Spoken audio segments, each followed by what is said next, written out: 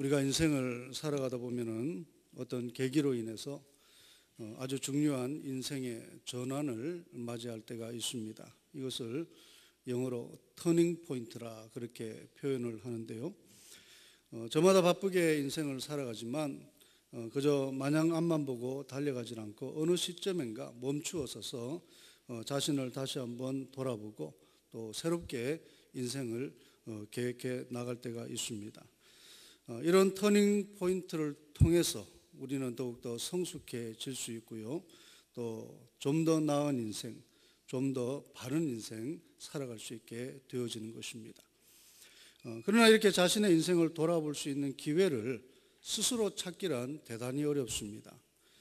그래서 어떤 이들은 평생에 이런 기회를 가지지 못한 채 그저 허무하게 인생을 마감하게 되는 때도 있습니다. 그런데 우리 성도들의 인생은 이와는 다르리라고 확신합니다. 왜 그런가 하면 우리 성도들은 누구에게 속해 있는 사람들입니까? 하나님께 속해 있는 사람들이기 때문이죠. 그래서 하나님의 뜻에 의해서 때로는 강권적으로 인생의 전환을 시킬 때가 있다는 것입니다. 그러면 하나님은 어떤 방법을 통해서 우리 성도들에게 이런 인생의 전환의 기회를 주시는 것일까? 하나님과 영적으로 교통할 수 있는 기도와 예배의 시간을 통해서 성도들에게 이런 인생의 전환의 기회를 주신다는 것입니다. 오늘날 많은 성도들의 신앙생활을 바라보면 어떻습니까? 하나님이 원하시지도 않고 기뻐하지도 않는 그런 그릇된 신앙생활을 할 때가 참 많이 있는 것을 볼 수가 있습니다. 그 이유가 무엇일까요? 이유는 단 한 가지인 것입니다. 신앙생활 하면서도 온전한 하나님의 뜻을 이해하지 못하기 때문에. 왜 이해하지 못합니까? 하나님의 음성을 듣지를 못했기 때문인 것입니다. 신앙생활이 연륜이 깊고 또 직분이 높은 성도라고 해서 다 하나님의 뜻을 이해하는 것 아닙니다. 여러분, 직분이 내가 높다고 해서 하나님의 음성을 다른 사람들보다 더 자주 듣게 됩니까? 그렇지 않습니다. 하나님의 음성은 누구를 막론하고 직분의 높낮이를 떠나서 신앙생활의 연륜을 떠나서 누구를 막론하고 영적으로 깨어있는 사람들만이 하나님의 음성을 들을 수 있게 되어진다는 사실입니다. 믿으십니까? 여러분, 성경을 보세요. 제사장의 직분을 가지고 있으면서도 하나님의 음성을 듣지 못했던 사람이 있습니다. 그 사람이 누구일까요? 엘리 제사장입니다. 엘리 제사장. 그는 3번씩이나 성전에서 하나님의 음성을 들려주었음에도 불구하고 그 음성을 듣지를 못했다는 것입니다. 그런데 그 음성을 누가 듣게 됩니까? 어린 사무엘이 듣게 되었습니다. 제사장도 듣지 못한 하나님의 음성을 어찌 어린 그 사무엘이 들을 수 있었겠습니까?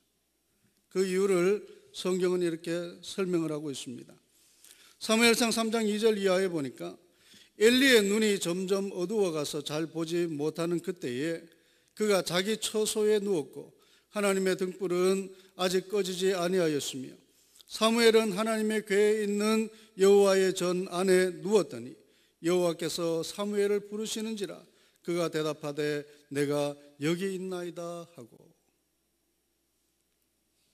엘리 제사장은 하나님의 음성을 듣지를 못하고 어린 사무엘은 들었던 이유가 무엇입니까? 바로 장소의 차이였다는 거예요. 그가 어디에 머물러 있었느냐? 그때 엘리 제사장은 어디에 있었다고 했습니까? 자기 처소에 누워 있었다라고 했어요. 엘리는 제사장이었음에도 불구하고 하나님의 성전이 아닌 자기 처소에 가서 누워 있었다라고 했습니다. 그런데 어린 사무엘은 어디에 있었습니까?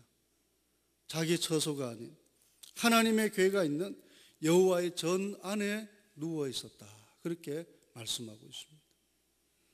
바로 이 장소의 차이가 그로 하나님의 음성을 듣고 못 듣고의 결과를 나타나게 되었다는 거죠.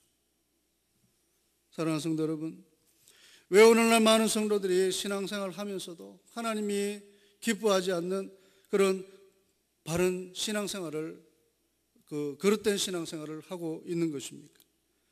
그들이 거하고 있는 주된 장소가 성전이 아닌 교회가 아니기 때문이라는 것. 마땅히 그들이 있어야 될 장소에 머물러 있지를 아니하고 저마다 자기 처소에 누워 있기 때문이라는 것입니다. 히브리서 10장 25절에 말씀하지요. 모이기를 패하는 어떤 사람들의 습관과 같이 하지 말고 오직 권하여 그날이 가까움을 볼수록 더욱 그리하자. 우리 성도들이 기도할 때마다 많이 표현하는 그 표현이 무엇입니까? 말세 지마를 당한 성도들. 여러분, 말세 지마의 뜻이 무엇입니까? 말세 중에 끝이라는 거예요. 다시 말해서 주님이 가까이 오실 때가 되었다는 것입니다. 이 땅에 천국이 도래할 때가 되었다는 거예요.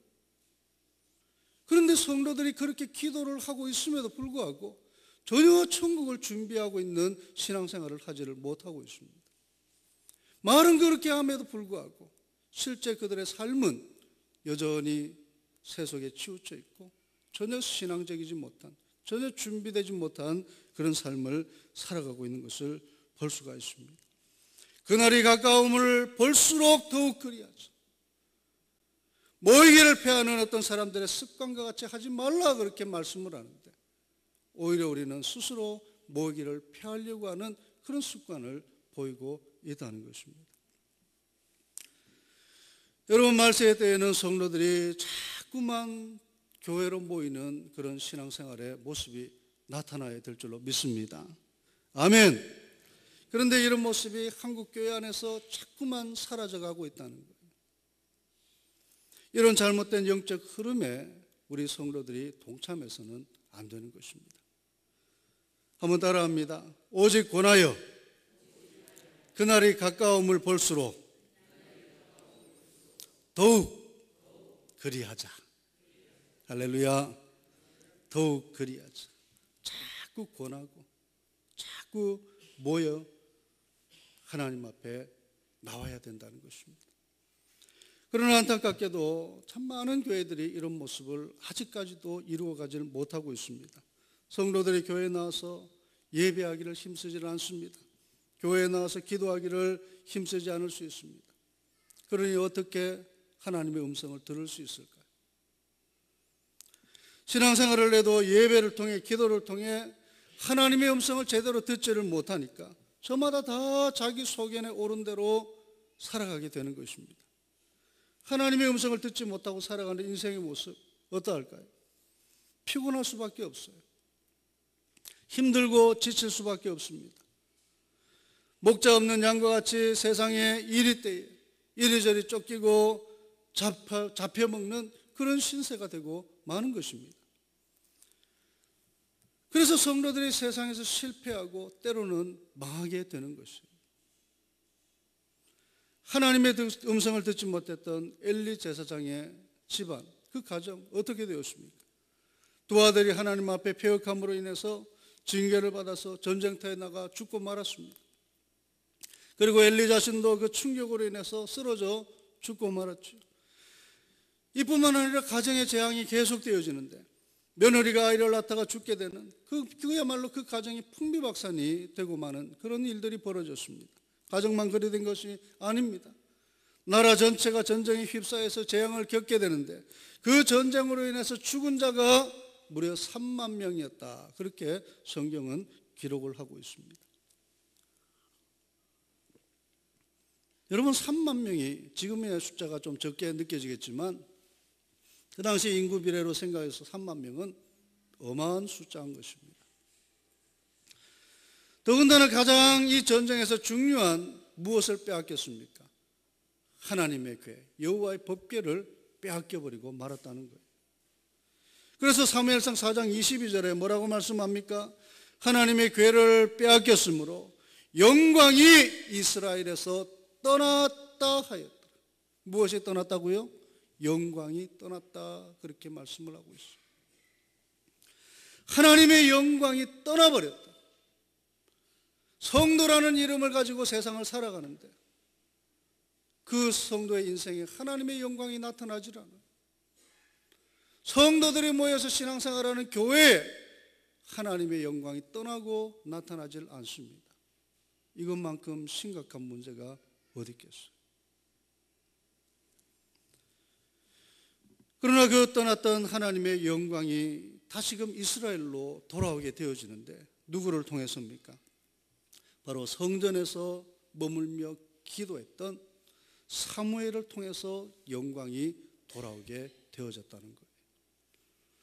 하나님의 영광이 사무엘에게 먼저 나타나게 되는데 그 영광의 은혜로 그는 장차 선지자가 되어서 이스라엘 백성들을 이끌어가게 되고 또 잃어버린 하나님의 영광을 온 민족 가운데 회복시켜 나갔던 것을 볼 수가 있습니다. 그래서 이후에도 사무엘은 기도함을 통해서 이런 사역의 전환의 기회를 그가 선지자로서 이스라엘을 다스리는 동안에 자주 활용했던 것을 볼 수가 있습니다. 그래서 사무엘 7장에 사무엘이 이스라엘 백성들에게 다시 한번 회개를 촉구하면서 그들을 여호와 하나님 앞에 바로 세우기 위해서 내걸었던 슬로건이 무엇입니까? 미스바에 모여서 기도하자. 미스바에 모여서 기도하자. 사무엘이 이르되 온 이스라엘은 미스바로 모이라. 내가 너희를 위하여 여호와께 기도하리라 하며 그들이 미스바에 모여 물을 길어 여호와 앞에 붓고 그날 종일 금식하고 거기에서 이르되 우리가 여호와께 범죄하였나이다 하니라. 사무엘이 미스바에서 이스라엘 자손을 다스리니라. 여러분 이 말씀을 자세히 보세요. 사무엘이 온 이스라엘을 미스바에 모이라 그렇게 말했습니다. 이 외침이 있기 전에 그는 하나님 앞에 기도했습니다. 그런데 그가 모인 이스라엘 백성들에 요청하고 있는 것이 무엇입니까? 내가 너희를 위하여 여호와께 기도하리라 그렇게 말하고 있는데 그 뒤에 무슨 일들이 벌어집니까? 그들이 미스바에 모여서 물을 길어 여호와 앞에 붓고 그날 종일 금식하고 자기의 죄를 회개하는 역사가 일어났던 것을 볼 수가 있어요. 온 이스라엘 백성들이 이 기도에 부르심에 동참했다는 것입니다. 이렇게 전체가 부르짖는 기도를 통해 어떤 역사가 일어났을까요? 여기에는 어린아이들도 동참했습니다. 나이 많은 어르신들 동참을 했어요. 젊은이들은 물론이거든요. 이렇게 전체가 부르짖는 기도를 통해서 그 이스라엘 백성 가운데 어떤 역사가 일어납니까? 여호와의 영광이 떠났을 때에 패할 수밖에 없었던 그 블레셋 군대를 이제는 하나님의 도우심으로 이기는 역사가 일어났다는 것입니다. 할렐루야. 이 승리로 인해서 무엇이 세워집니까? 에벤에셀의 돌이 세워지게 되었다는 거예요. 에벤에셀 무슨 뜻입니까? 여호와께서 여기까지 우리를 도우셨다. 여호와께서 여기까지 우리를 도우셨다. 오늘 저와 여러분의 인생에도 특별히 우리 월평동산교회 위에도 이런 에벤에셀의 역사가 일어나기를 주님의 이름으로 축원합니다. 그런 의미에서 오늘 본문의 말씀은 우리에게 참 많은 교훈을 주고 있는 말씀이라고 할 수가 있습니다. 오늘 2절 말씀에 칼에서 벗어난 백성이 광야에서 은혜를 입었나니 곧 내가 이스라엘로 안식을 얻게 하러 갈 때니라. 칼에서 벗어난 백성이라고 했어요. 칼이 뭡니까? 남을 찌르고 상해하는 그런 살상의 무기입니다. 칼에서 벗어난 백성이라고 했는데 이 백성이 과연 누구일까요? 교회에 닥친 여러 가지 어려운 환경을 잘 극복해 나가고 있는 우리 성도들 바로 여러분들이라고 말할 수가 있습니다. 여러분, 광야가 어떤 곳입니까? 광야에서 은혜를 입었다. 그런데 광야는 사실 은혜를 입을 만한 곳이 아니죠. 광야는 척박한 땅입니다. 메마른 땅이에요. 물이 없어 건조한 땅입니다. 솔직히 우리 교회 형편이 어떠했습니까? 광야였지 않습니까? 우리 교회가 좀 메마른 땅이었지 않습니까? 좀 척박한 땅이었지 않습니까? 사실 은혜가 넘치기보다는 서로 다투고 반목하면서 은혜가 메말라갔던 그런 교회였지 않습니까? 그런데 이런 광야와 같은 우리 교회를 향해서 하나님이 우리를 향해 뭐라고 표현하십니까? 여러 가지 시험의 칼에서 벗어난 백성이라 그렇게 표현하고 있습니다. 그리고 모든 것이 메말라가는 광야와 같은 우리 교회에 은혜를 입었다라고 이렇게 말씀을 하고 있습니다. 그런데 여러분, 언제 이런 은혜의 역사가 일어났다는 것입니까? 오늘 말씀해 보니까 곧 내가 이스라엘로 안식을 얻게 하러 갈 때라 그렇게 말씀을 하고 있습니다. 곧 내가, 여기서 말하는 내가는 누구를 말합니까? 하나님을 뜻하는 것이요. 하나님이 이스라엘인 우리 교회 성도들에게 안식을 얻게 하려 갈 때라고 말씀을 하고 있어요. 하나님은 이제 우리 교회에 안식을 선물해 주시기를 원하시는 줄 믿습니다. 안식을 선물로 주시려고 우리 교회를 찾아오시는 줄 믿습니다. 이런 은혜의 하나님, 이런 좋으신 하나님, 우리 성도들이 다 만날 수 있기를 바랍니다. 이런 하나님의 은혜의 역사가 오늘 우리에게 어떻게 나타나고 있습니까? 우리 3절 말씀 같이 한번 읽어봅니다. 3절 다 같이 시작. 옛적에 여호와께서 나에게 나타나사 내가 영원한 사랑으로 너를 사랑하기에 인자함으로 너를 이끌었다 하였노라. 하나님이 우리를 사랑하심은 일시적인 사랑이 아니라 영원한 사랑인 줄 믿습니다. 그 영원한 사랑으로 우리를 이끌었다 말씀하고 있어요. 그런데 우리를 어디로 이끌었다는 것입니까? 한번 따라합니다. 기도의 자리로, 예배의 자리로 우리를 이끄신다. 믿습니까? 우리 성도들의 인생에 축복으로서의 전환의 기회를 주시기 위해서, 또 우리 월평동산교회 새로운 은혜로의 전환의 기회를 주시기 위해서 우리 성도들을 기도의 자리로, 또 예배의 자리로 이끌어 가신다는 것입니다. 그렇다면 이런 기도의 자리, 예배의 자리로 우리 성도들이 나와야겠습니까? 안 나와야겠습니까? 오늘 점심 때 꿀 드셨어요? 나와야 되겠어요? 안 나와야 되겠어요? 그렇죠. 안 나오면 쳐들어간다. 뿜빠라 뿜빠. 여러분, 안 나오면 쳐들어오게 되는 거예요. 하나님이 쳐들어오십니다. 어디로요? 여러분의 인생 가운데 쳐들어오십니다. 여러분의 가정으로 쳐들어오십니다. 여러분이 섬기고 있는 우리 교회로 쳐들어오시는 거예요. 어떤 모습으로 쳐들어오실까요? 불화의 모습으로, 고난의 모습으로, 환난의 모습으로, 실패의 모습으로 쳐들어오시는 거예요.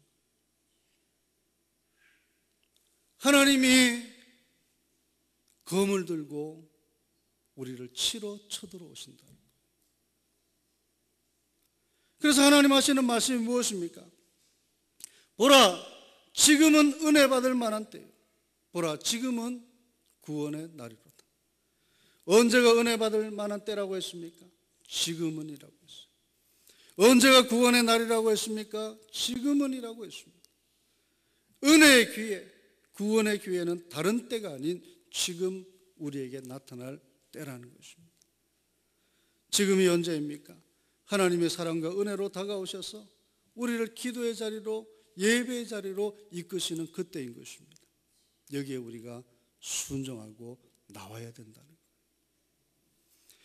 그런데 하나님이 은혜 주시는 지금 이 순간을 대수롭지 않게 여기고, 성경에 나타난 표현대로 하나님의 은혜를 경홀히 여기고, 예전과 같이 여전히 영적으로 나태하고 게으른 신앙생활을 하게 된다면 우리와 우리 교회를 향한 은혜와 구원의 기회는 날아가 버리고 만다는 사실이에요. 그러면 그냥 끝나는 것입니다.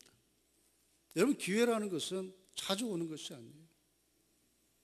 이 기회가 어쩌면 여러분의 대에는 더 나타나지 않을 수도 있습니다.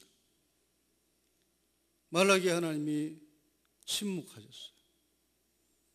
기회를 더 이상 주지 않으셨습니다. 그리고 신약이 이르기까지 여러분, 그 세월이 얼마였습니까? 여러분에 대해 다시 한번 기회가 올 것이라고 감히 장담할 수 있습니까? 기회를 놓치면 더 이상 기회가 오지 않을 수도 있습니다. 그래서 우리의 인생에 또 우리 교회에 이런 기회를 잃어서는 결코 안 되는 것입니다. 그러면 하나님이 우리를 은혜로 이끄신다는 것을 어떻게 알 수 있습니까? 오늘 말씀을 다시 봅니다. 6절 말씀 같이 한번 읽어봅니다. 6절 다 같이 시작. 에브라임 산 위에서 파수꾼이 외치는 날이 있을 것이라. 이르기를 너희는 일어나라. 우리가 시온에 올라가서 우리 하나님 여호와께로 나아가자 하리라. 하나님이 이끄심을 우리로 하여금 알게 하시기 위해서 우리 교회에 하나님이 세우신 파수꾼이 있는데, 그가 외치는 그때가 바로 하나님이 우리를 은혜로 이끄시는 그때라는 것을 우리에게 보여주고 있다는 사실이에요. 여러분, 파수꾼이 무엇을 외칩니까? 너희는 일어나라. 우리가 시온에 올라가서 우리 하나님 여호와께로 나아가자. 일어나라 말하고 있습니다. 어디에서 일어나라는 것입니까? 신앙으로 잠자는 그 자리에서 일어나라는 것입니다. 자문에 말씀하죠. 게으른 자여, 내가 어느 때까지 누워있겠느냐? 내가 어느 때에 잠이 깨어 일어나겠느냐? 좀 더 자자, 좀 더 졸자, 손을 모으고 좀 더 누워있자 하면 내 빈궁이 강도같이 오며 내 곰핍이 군사같이 이르리라. 여러분, 강도나 군사는 칼을 든 사람이죠. 그런데 이 강도, 이 군사, 누가 보낸 강도의 군사이겠습니까? 하나님이 쳐들어가시기 위해서 보내신 자들이라는 거예요. 그래서 영적으로 잠자는 자리에서 이제는 깨어 일어나라 말씀하고 있는 것입니다. 내 영광아 깰지어다. 비파야 수금아 깰지어다. 내가 새벽을 깨우리라. 우리 성도들이 저마다 새벽을 깨우며 일어날 때에 내 인생에 잠자는 영광이 깨어서 일어나게 될 줄로 믿습니다. 우리 성도들이 저마다 새벽을 깨우며 일어나게 될 때에 우리 교회에 잠자던 영광이 다시금 일어서게 될 줄로 믿습니다. 한번 따라합니다. 기도하는 자는 살고 산 자는 기도한다. 어디서 많이 들어봤죠? 어디서 봤습니까? 본당 입구에 얼마나 크게 세워져 있습니까? 기도하는 자는 살고 산 자는 기도한다. 이렇게 본당 입구에 배너를, 현수막을 설치하니까 그것을 본 어느 집사님이 이런 말을 해요. 우리 교회가 순복음교회 같다. 무슨 말입니까? 기도에 대한 강도가 세워지고 있다는 거예요. 제가 그랬어요. 이제는 좀 세게 해야 우리 성도들이 좀 느낌이 있지 않겠습니까? 그러자 그 집사님이 이렇게 말을 해요. 보통 세게 해가지고는 우리 성도들 잘 못 느낄걸요. 여러분, 그러면 안 되는 거예요. 나중에는 진짜 무감각해집니다. 여러분, 4절 말씀 같이 읽어봅니다. 4절 다 같이 시작.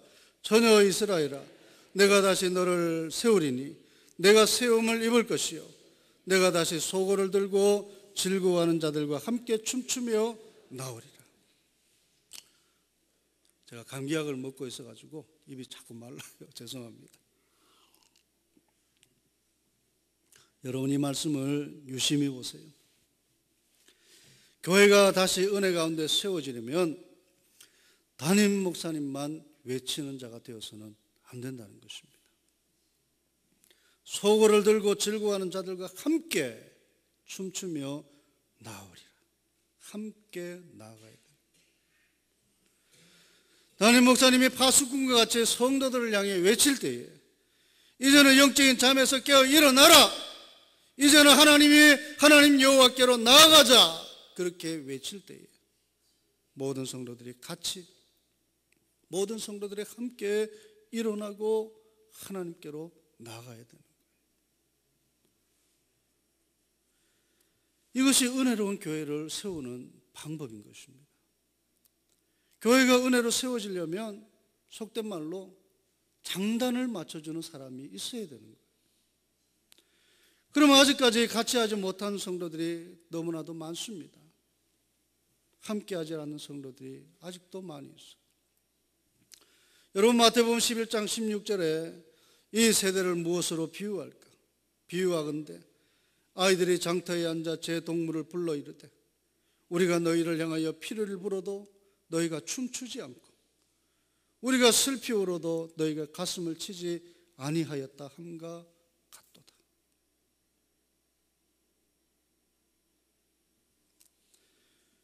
이런 일이 이제는 우리 교회 안에 일어나서는 안 되는 거예요. 담임 목사님이 강단에서 비전을 제시하고 나를 따르라 외치면은 그 말씀에 이제는 아멘하고 순종하고 따라야 되는 거예요. 여러분, 지도자로 담임 목사님을 세웠지 않습니까? 꼭두가시로 세운 것이 아니잖아요. 지도자의 의미가 뭡니까? 이끌어 달라는 거예요. 바른 길로 옳은 길로 이끌어 가는데 따라오지 않는다면 무슨 지도자의 의미가 있겠어요?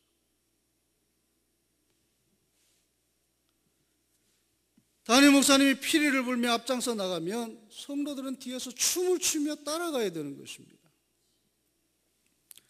담임 목사님이 강단에서 가슴을 치며 눈물을 흘리며 애통하는 모습을 보이면 성도들도 같이 슬퍼하면서 울 줄 알아야 된다는 거예요.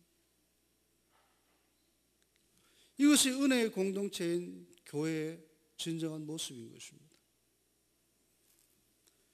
담임 목사님만 눈물 흘리도록 내버려 두면 안 되는 거예요. 이제라도 같이 기도하며 우는 성도들 될 수 있길 바랍니다. 이제라도 성도들이 같이 예배하며 목사님 제시하시는 비전에 발맞춰서 전진해 나갈 수 있기를 바랍니다. 단언하건대 그렇게 하지 않으면 여러분에게 축복의 역사 일어나질 않습니다. 단언하건대 그렇게 하지 않으면 우리 교회에 절대 부흥의 역사 일어나질 않습니다. 제가 오늘 유초등부 설교를 하면서 아이들에게 이런 말을 했어요. 오늘 설교 제목이 꿈을 이루는 사람이 됩시다. 세월이 빠르게 흘러가는 것을 이제 설명을 하면서 규칙적이고 계획적이고 또 그러나 기도하는 가운데 열심히 노력해서 꿈을 이루어가자, 그런 내용을 설교했습니다. 그 중에 제가 한 말이 있어요. 미래를 위해서 꿈을 꾸는 것은 좋은 일이지만 기도하지 않고 노력하지 않는 꿈은 무슨 꿈일까요? 개꿈일 뿐입니다. 망상인 거예요. 기도하지 않으면, 예배하지 않으면 여러분이 소원하는 축복 결코 나타나질 않습니다. 여러분이 소원하는 부흥 결코 이루어지질 않습니다. 그러면 이제 여러분들이 해야 될 일이 과연 무엇이냐? 하나님 우리에게 말씀합니다. 우리 5절 말씀 같이 한번 읽어봅니다. 5절 다 같이 시작. 내가 다시 사마리아 산들에 포도나무를 심되 심는 자가 그 열매를 따기 시작하리라. 여러분, 사마리아가 어떤 곳입니까? 오늘 오전에 말씀 들었죠.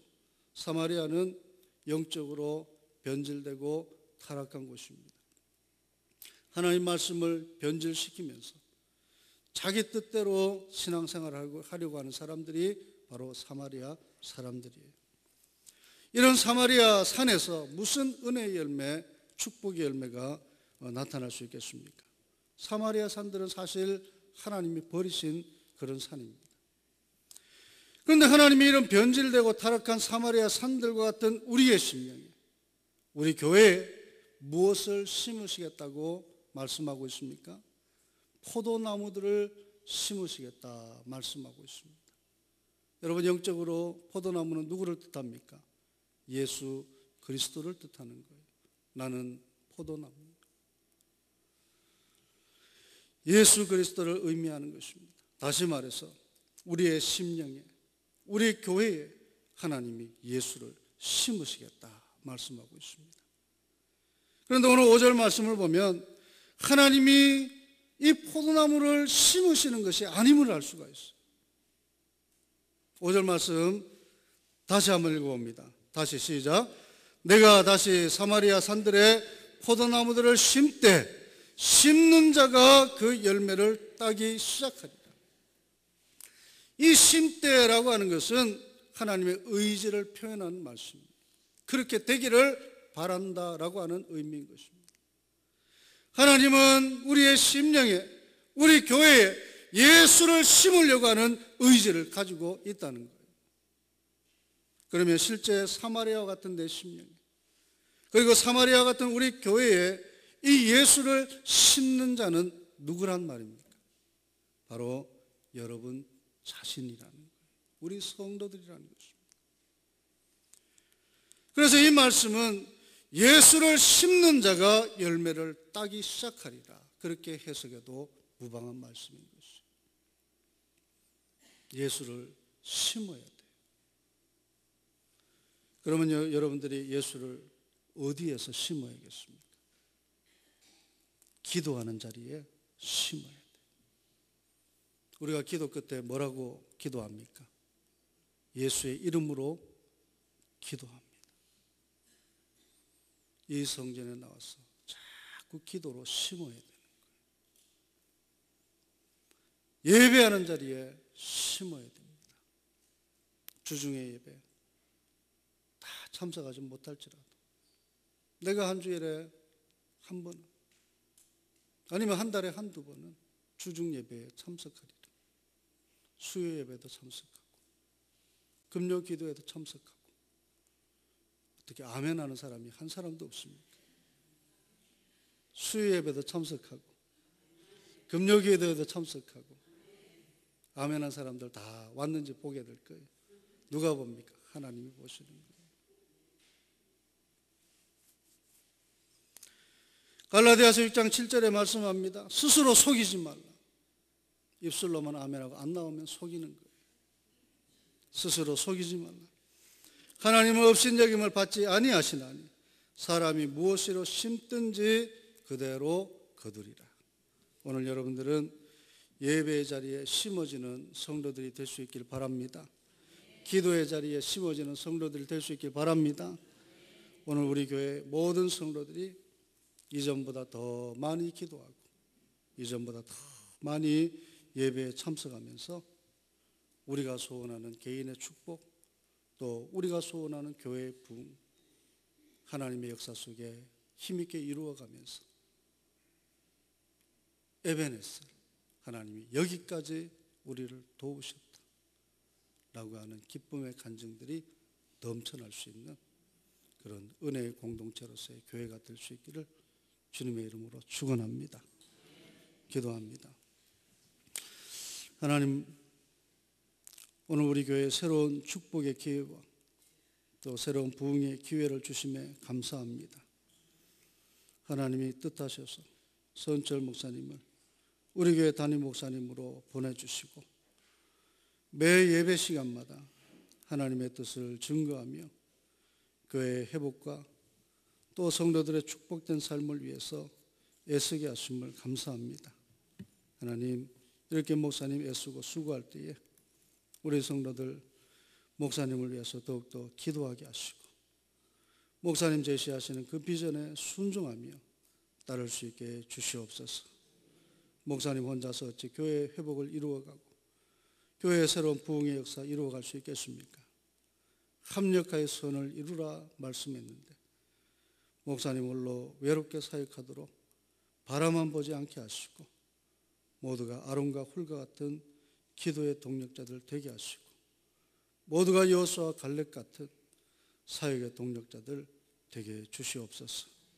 이제는 성도들 스스로가 기도와 예배에 힘쓰는 자들 되게 해주셔서 교회에 잘 심어진 포도나무들이 되게 하여 주옵시고 그로 인해 하나님이 약속하신 풍성한 축복의 열매, 부흥의 열매들이 맺히는 역사를 체험케 하여 주시옵소서. 이러한 열매들로 인해서 우리 성도들 모두가 기쁨으로 신앙생활을 할 수 있게 하시고 더욱더 교회 일에 힘쓰며 하나님 앞에 귀하게 쓰임 받는 성도들 되게 주시옵소서. 주 예수 그리스도 이름으로 기도하옵나이다. 아멘.